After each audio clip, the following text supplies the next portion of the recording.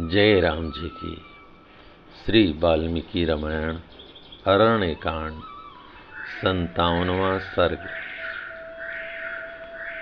इधर मृग रूप से विचरते हुए उस इच्छानुसार रूप धारण करने वाले राक्षस मारीच का वध करके श्री रामचंद्र जी तुरंत ही आश्रम के मार्ग पर लौटे।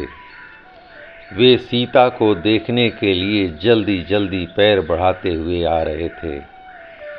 इतने में ही पीछे की ओर से एक सियारिन बड़े कठोर स्वर में चित्कार करने लगी। गीदड़ी के उस स्वर से श्री रामचंद्र जी के मन में कुछ शंका हुई। उसका स्वर बड़ा ही भयंकर तथा रोंगटे खड़े कर देने वाला था। उसका अनुभव करके वे बड़ी चिंता में पड़ गए। वे मन ही मन कहने लगे, यह सियारिन जैसी बोली बोल रही है, इससे तो मुझे मालूम हो रहा है कि कोई अशुभ घटना घटित हो गई। क्या विदेह नंदनी सीता कुशल से होंगी? उन्हें राक्षस तो नहीं खा गए? मृग रूपधारी मारीच ने जानबूझकर मेरे स्वर का अनुसरण करते हुए जो आर्त पुकार की थी, वह इसलिए कि शायद इसे लक्ष्मण सुन सकें। सुमित्रा नंदन लक्ष्मण वह स्वर सुनते ही सीता के ही भेजने पर उसे अकेली छोड़कर तुरंत मेरे पास यहाँ पहुँचने के लिए चल देंगे। राक्षस लोग तो सब के सब मिलकर सीता का वध अवश्य कर देना चाहते हैं। इसी उद्देश्य से यह मारीच राक्षस सोने का मृग बनकर मुझे आश्रम से दूर हटा ले आया था और मेरे बाणों से आहत होने पर जो उसने आर्तनाद करते हुए कहा था कि हा लक्ष्मण, मैं मारा गया, इससे भी उसका वही उद्देश्य छिपा हुआ था। वन में हम दोनों भाइयों के आश्रम से अलग हो जाने पर क्या सीता सकुशल वहां रह सकेंगी? जन स्थान में जो राक्षसों का संहार हुआ है, उसके कारण सारे राक्षस मुझसे बैर बांधे ही हुए हैं। आज बहुत से भयंकर अपशकुन भी दिखाई देते हैं।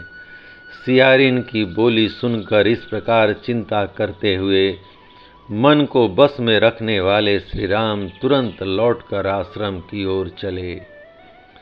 मृग रूपधारी राक्षस के द्वारा अपने को आश्रम से दूर हटाने की घटना पर विचार करके श्री रघुनाथ जी शंकित हृदय से जन स्थान को आए।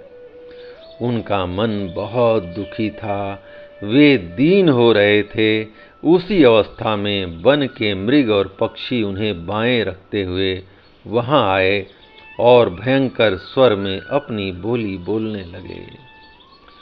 उन महाभयंकर अपशकुनों को देखकर श्री रामचंद्र जी तुरंत ही बड़े वेग से अपने आश्रम की ओर लौटे।